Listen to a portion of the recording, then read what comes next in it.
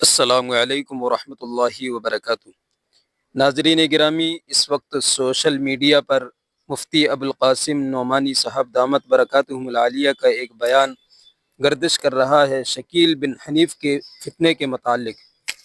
اس فتنے میں مفتی صاحب اپنی گفتگو کے دوران حضرت نے ایک قصہ بیان کیا۔ اس قصے کو جس کسی نے سن کر حیران رہ گیا، اس لیے کہ شکیل بن حنیف کا جو فتنہ ہے، اس کے حوالے سے بہت سے حضرات کے ذہنوں میں یہ ہے کہ یہ فتنہ بہت چھوٹا فتنہ ہے اور کہیں کہیں جگہ پر ہے، اس لیے لوگ اس کی تیاری بھی نہیں کرتے، ضرورت بھی نہیں سمجھتے۔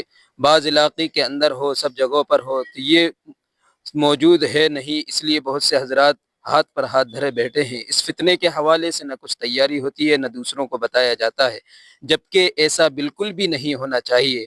اور حضرت نے اسی جانب اپنے بیان کے اندر توجہ دلائی، اور توجہ دلانے کے ساتھ ساتھ قصہ بھی سنایا کہ دیوبند کے ایک بہت بڑے شخص، بہت بڑی صاحب علم شخصیت دیوبند کے، خود ان کے گھر کے اندر ان کا جو پوتا ہے، ان کا سگا پوتا، وہ اس فتنے سے متاثر ہوا، اور اس قدر اس فتنے سے متاثر ہوا کہ شکیل بن حنیف کے ساتھ چلا گیا، اور جہاں آج کل شکیل بن حنیف رہتا ہے وہی رہنے لگا۔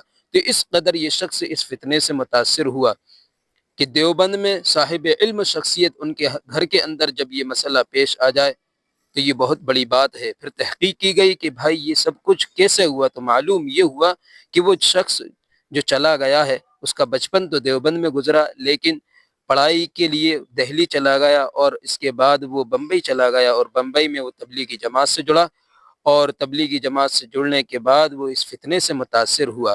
عام طور سے تبلیغی بھائی سیدھے سادے ہوتے ہیں، علم کی کمی ان کے اندر ہوتی ہے، زیادہ معلومات ان کو نہیں رہتی ہے، اور تبلیغی جماعت سے جو وابستہ ہیں ہمارے ساتھی، وہ بہت زیادہ بھولے بھالے ہوتے ہیں، تو اس لیے یہ فتنے سے زیادہ جلدی متاثر ہو جاتے ہیں۔ اب یہ معاملہ گھر والوں نے بہت سمجھانے کی اس کو کوشش کی، اس کو سمجھایا گیا کہ بھائی یہ بات صحیح نہیں ہے، لیکن اس کے بعد سمجھ میں نہیں آئی۔ پھر گھر والوں نے یہ کیا کہ اس سے رشتہ منقطع کر لیا، تعلقات اس سے ختم کر لیے، بھائیوں نے بھی اس سے تعلقات ختم کر لیے۔ تو اب یہ شخص شکیل بن حنیف کے ساتھ ہی رہتا ہے، جہاں شکیل بن حنیف رہتا ہے وہیں یہ شخص بھی رہتا ہے۔ تو یہ فتنہ اس قدر سنگین ہے کہ کسی کو، کوئی بھی آدمی جو جس کو اس کا علم نہیں ہے، معلومات نہیں ہے، وہ اس فتنے سے متاثر ہو سکتا ہے۔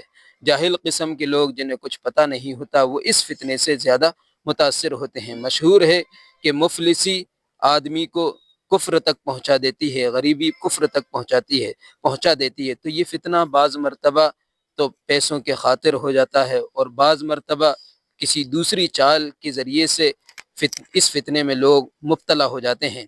اسی طرح کا ایک واقعہ لکھنؤ سے آیا کہ ایک صاحب علم، عالم شخص لکھنؤ کے اندر عالم تھے، عالم ہونے کے باوجود اس فتنے سے متاثر ہوئے۔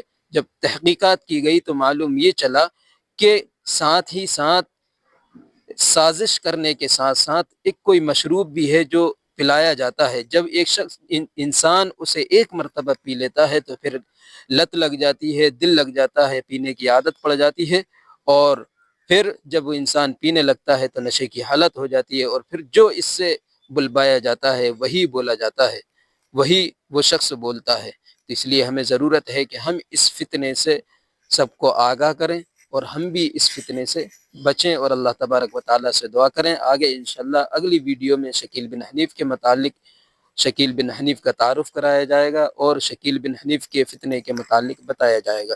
اس ویڈیو میں اتنا ہی، فقط والسلام۔